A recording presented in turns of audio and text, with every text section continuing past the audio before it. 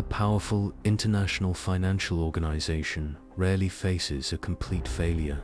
Russia's economy will be addressed in future textbooks after the IMF predicted in April 2022 an 8.5% decline in the Russian GDP due to severe sanctions imposed by the European Union, the US, and several countries. Russia was initially excluded from the SWIFT international bank transfer system, followed by restrictions on oil and gas exports to Western markets, as well as 50% of the Russian central bank's assets being frozen. The exit of foreign companies had an extremely negative impact on key sectors of the Russian economy, such as aviation, finance, technology, agriculture, and energy resource exploration. On the screen now are the IMF projections by country. For Russia in 2022, an 8.5% drop in GDP, and in 2023, a 2.3% drop. The IMF's 8.5% forecast was seen as surprising by many.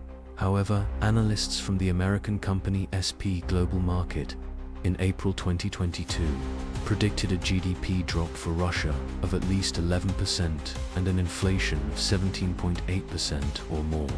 More than 13.5 thousand sanctions and restrictive measures have been imposed on Russia so far. According to various economists from Western countries, no country in the world would be able to withstand such broad sanctions. It is not surprising that many financial experts have greeted the IMF's forecasts with some skepticism and even accused the institution of favoring Russia. For example, the World Bank of the International Financial Organization, based in Washington, projected an 11.2% drop in the Russian economy. The Central Bank of Brazil also indicated a contraction of 8 to 10% in Russia's GDP. Bloomberg, a renowned source of financial information for market professionals, in May 2022, predicted, based on Russian government sources, a reduction in the country's economy by 12% or more, signaling the worst economic dynamics since 1994. The Western sycophants were in ecstasy. Soon, their long-awaited dream would come true and Russia would fall. According to international market norms, this should have happened. However, as usual, something went wrong when trying to mess with Russia. Initially, the dollar rose to 120 rubles, but then dropped to 60. Gradually, discrete articles about Russia's economic recovery began to emerge in the Western press. The British press is commenting on the economic situation in Europe and Russia. While Europe faces recession, Russia is recovering from it. Current data indicate a fragile economy, but in the process of strengthening, uncomfortable questions from journalists are emerging in Western media, raising the question of why the Russian economy is not collapsing despite the sanctions faced. As pondered by Emmanuel Todd, the French journalist highlighted the mistaken assessment of Russia's GDP and the stability of its economy. According to him, the Western media was surprised to see that Russian store shelves were full of goods and products, contrary to their expectations of ruin and scarcity. That is what he witnessed. Can Russia, as a country, still remain resilient under these sanctions? A Western journalist stated that 6 months after their implementation, walking into a supermarket in Russia is comparable to walking into any other Western supermarket, with well-stocked shelves and customers easily finding French products or bottles of European wine. How is this possible? It is possible to be even more interested. However, let's take a quick break. One way to preserve and increase your capital is to invest in the real sector of the Russian economy by purchasing shares of a high-tech company through crowdfunding. The Russian company Savolmash is launching the Slavyanka technology, which consists of high energy efficiency, i.e. -3 and E for electric motors. More than 20 patents have already been granted so far. The laboratory and residents of the Special Economic Zone Technopolis Moscow received government certification. The construction of the project and construction technology office building Savalmash is close to being completed on the site designated by the government. The project is often featured in print and online publications such as Forbes, Milpris, TASS, on the Moscow government website, as well as television channels like RBC, NTV, Russia 24, AllegiancesThe, and others.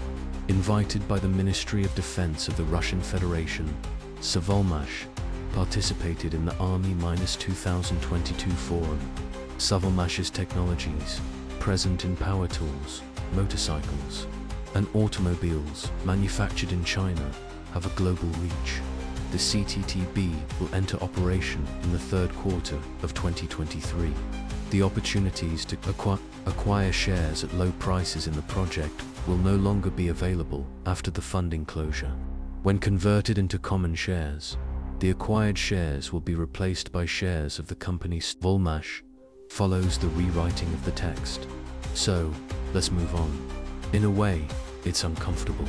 Despite all the sanctions, there is no collapse in the Russian economy. And for the first time, Western experts are considering the incredible possibility of no economic default in Russia. Caption editor A. Semkin and reviewer A. Igorova are keeping track, as well as the IMF, which is revising its forecasts about the country. Experts forecasted a 6% decline in the Russian economy in June 2022, compared to the 8.5% forecasted in April. However, to avoid international community discontent, the 2023 forecast deteriorated, now predicting a 3.5% decline instead of the 2.3% estimated in April. However, this prediction quickly became outdated, and, in October 2022, the IMF revised its economic projections for Russia once again, continuously refining them. By the end of 2022, the forecast is for an increase of just 3.4%, slightly above the 3.1% decline during the 2020 pandemic restrictions. The forecast for 2023 is also being adjusted from 3.5% to 2.3%, returning to April's numbers. Many financial analysts question the reason for this scenario. None of the previous forecasts on the Russian economy materialized, surprising even the country's central bank. The reason why the Russian economy did not fall by at least 5%, despite the various price restrictions implemented, remains a mystery, unanswered even for Nobel laureates in economics. Last year's October forecast from the IMF proved wrong again, with the new edition lamenting Russia's real GDP fall by 2.2%, a value lower than that recorded in 2020.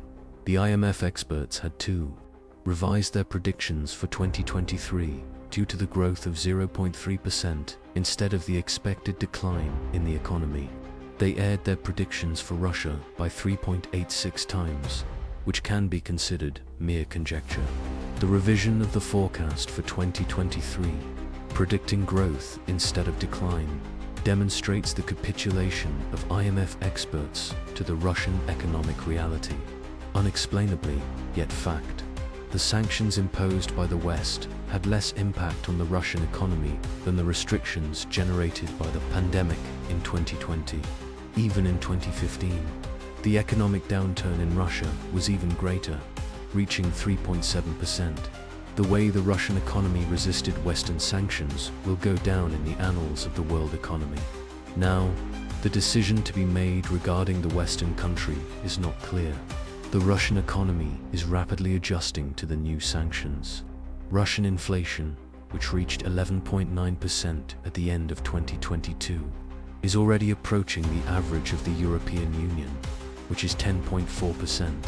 In many European countries, inflation is considerably higher than in Russia at the end of 2022.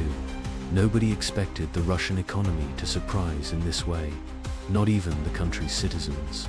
This fact is truly surprising. History provides us with the conclusions, and we just observe the facts.